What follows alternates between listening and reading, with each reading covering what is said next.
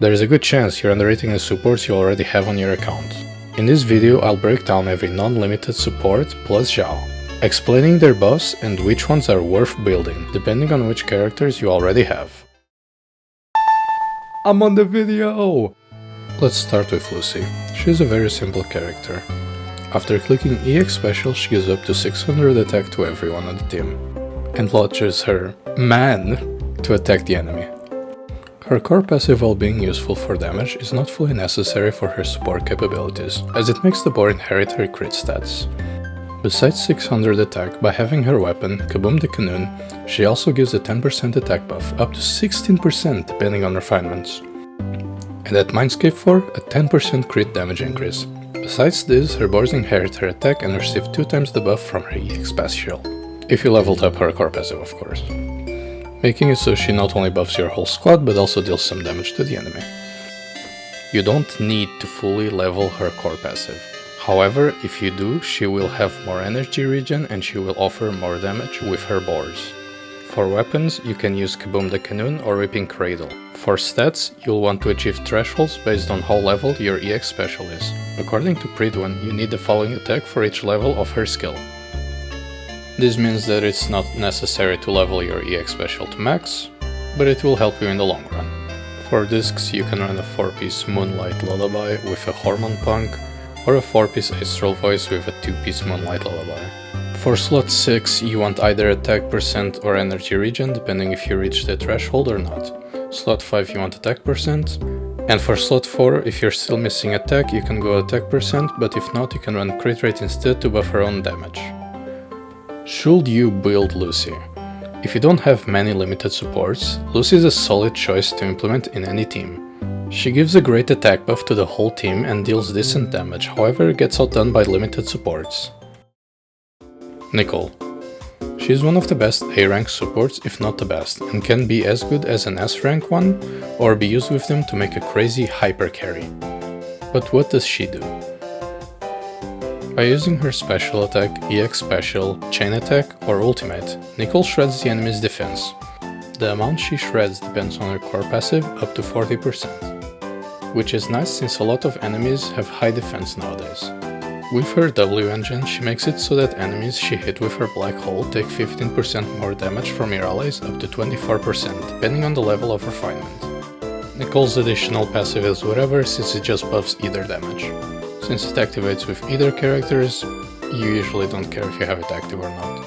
This makes her really good with other DPS, except Yinhu. This is because Yinhu is a rupture character and rupture characters deal sheer damage, which completely ignores defense. This makes pen ratio and defense shred useless on them, so you never use Nicole or Rina with them. All she wants is a 4-piece supportive set and energy regen slot 6 fully leveled, and her core passive maxed out. For discs, we want either 4-piece Moonlight Lullaby or 4-piece Astral Voice with 2-piece Phaephon's Melody. She is cheap, however she can be strong after being built. Instead of launching black holes, we're gonna make her launch supernovas at people. For that we have 2 options, Anomaly or Crit. You can choose either. I personally prefer Anomaly because I only need to focus on 2 stats, but Crit is just as good if not better. For Anomaly Bomb you'll want AP slot 4, either damage or attack slot 5, and as many attack percent and AP rolls as possible. For Crit Bomb you'll want Crit Rate slot 4, the same slot 5s as mentioned for Anomaly, and roll as much crit rate, crit damage and attack percent as possible, up to 85%. If you have M6, since her M6 gives 15% crit rate. Should you build Nicole? Yes, 100% yes, go build your Nicole. Be it a lazy build or supernova, she's just insane for any character that isn't rupture, especially if you don't have any limited supports. One question you may have is how important her mindscapes are. They are okay, giving good buffs / quality of life, except for Mindscape 6, that one is god tier and it gives 15% crit rate for free. Soukaku. Before writing this video I was hesitant of recommending Soukaku, as I only use her for Miyabi. I know she's really good with her and Ellen, but I wasn't sure of how she'd perform with other agents. However, after checking her kit, she can definitely work without ice characters. But how does she work? Well, she swings her fan 3 times by using EX special, and after the third one, if you hold M1, she'll give up to 1000 attack to the other agent. Her weapon makes it so launching an EX special increases all of your teammates' attack by 2%, stacking up to 4 times and refreshing the duration every EX special, making it so she gives not only 1000 attack to the character she swaps to, but also gives everyone on the team around 10% attack as well. For his character, Soukaku gives really good buffs. Her additional ability grants 20% ice damage to the squad after consuming her stacks, and at M4 she reduces the enemy ice res by 10% as well. How do you build Soukaku? You'll want her Sig, Bashful Demon, a 4-piece Moonlight Lullaby and a 2-piece Astral Voice or Polar Metal. For slot 4 you'll want attack percent, slot 5 attack percent and slot 6 energy regen. For Soukaku you want to hit attack threshold so her buff gives the promised 1000 attack. This will depend on your core passive levels. If you have core passive D, you'll need 2800 attack to get the 1000 attack buff. If you have your core passive at level F, however, you only need 2500 attack. Should you build Soukaku? If you have Miyabi or Ellen, it's a definitive yes, however if you don't, it depends. If you're playing a hyper carry playstyle, Soukaku is definitely better. If you're playing a team with only one carry, Soukaku is better than Lucy, however if you're playing a team with 2 anomaly characters or 2 DPS, then I'd suggest playing Lucy, or an S rank support. Panda. During the Nicole section you may have noticed how I said you shouldn't use her with Rupture Agents. And while Soukaku and Lucy give some good attack buffs, they aren't that good for Rupture Agents compared to what Panda gives. So what does he do? By using an EX special you can back swap, and that agent that you swap to gets Sheer Force. The amount depends on Yinhu's attack and if you have M6 or not. However, it caps out at 520 Sheer Force at M0 and at M6 is 720 Sheer Force. To reach this cap you simply need to get 3000 attack before combat on Yinhu. You might be wondering how much Soukaku's 1000 attack does for Sheer Force, and that's only 300 Sheer Force. Meaning that if you're playing a Rupture Agent, you definitely want Panda or Lucia. His additional ability makes it so that after hitting his E, the enemy takes 20% more damage, 30% if you have M1. But how do you build Panda? At core passive F you'll need 3000 attack, so make sure to level it up to maximum. For discs, you'll want 4-piece Astral Voice or a 4-piece Protopunk. I'd only use Protopunk if another support is already using Astral Voice. For 2-piece, run Swing Jazz or Moonlight Lullaby for energy regen. If you're still missing attack, you can run Hormone Punk instead. Should you build Panda? If you plan on playing any Rupture unit, Panda is best in slots unless you have Lucia. However, you can still play Panda Lucy in the same team if you don't have a good stunner. If you don't have or care about Rupture Agents, you should not build Panda. Rina. Rina is similar to Nicole in terms that we deal more damage based on the enemy's defense, however it's different due to how pen ratio works.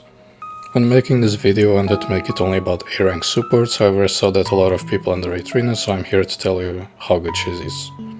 The answer is complicated. Rina's core passive makes it so when she commands her bang boost to attack, she shares up to 30% pen ratio to her team. This can last longer depending if you use the basic attack, EX or ultimate. Her M1 makes it so bang boosts stay for 5.5 seconds longer, so you have to think about it less. It also boosts the amount of pen ratio she gives by 130%, so if you max that she gives a 39% pen ratio buff instead. But how good is pen ratio?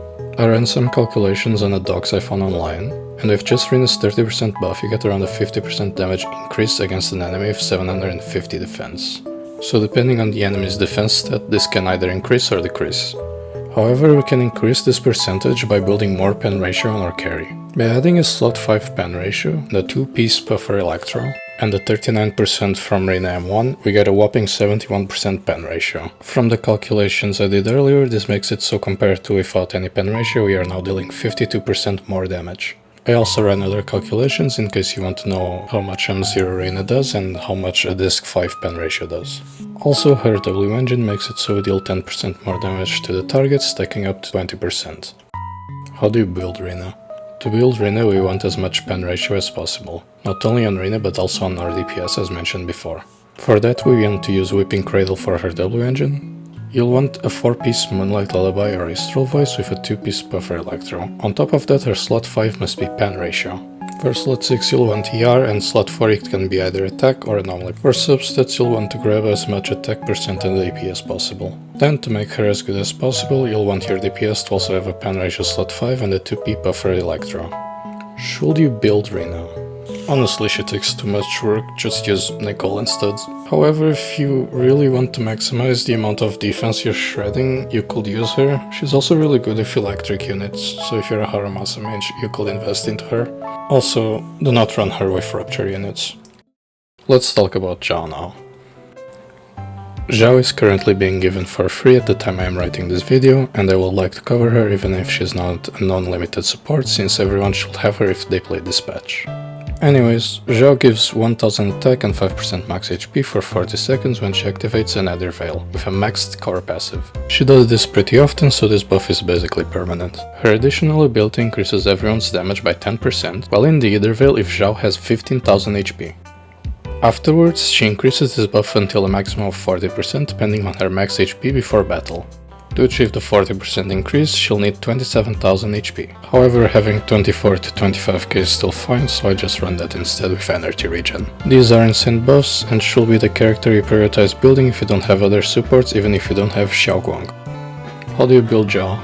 You want to get as much HP as possible while also maintaining some energy regen. So for Wenjin we'll use Original Transmorpher or her Sig. Remember to max out her core passive. And then for discs you'll want a 4-piece Astral Voice or a 4-piece Protopunk if another character in your team is already using Astral Voice. For 2p you can use Yinhu Tales for more HP, but I personally use an energy regen one like Moonlight Lullaby. For slots 4 and 5 you definitely want HP percent, while for slot 6 you can either go HP percent or more energy regen. I personally use energy regen because I play her with Xiaoguang, so she can give her more points to become white by entering a Nether Veil. Should you build Zhao? Yeah, definitely, she's pretty good. Even if you don't have Xiaoguang, she's just an amazing character. So in the end, who should you build? In general, you want to build Zhao, Nicole and Lucy in that order. However, if you have Miyabi or Ellen, you'd want Soukaku as it's best for them. And if you're playing any Rupture character and you have no Lucia, you should definitely build Panda. If you have M1 Rina and her W engine, you could consider building her, since she's pretty strong with pen ratio stacking. Despite a lot of these not being S ranks, they're still pretty amazing and you should build them if you have them on your account to improve your agent's damage. However, once you get S rank supports like Astra, they become overshadowed by them, and since you're not building 5 teams, you probably won't use all of them. So you should decide which ones you want to build based on your pulling pens and agents you have on your account. Thank you for watching this video. If you enjoyed, leave a like and subscribe. Have a great day!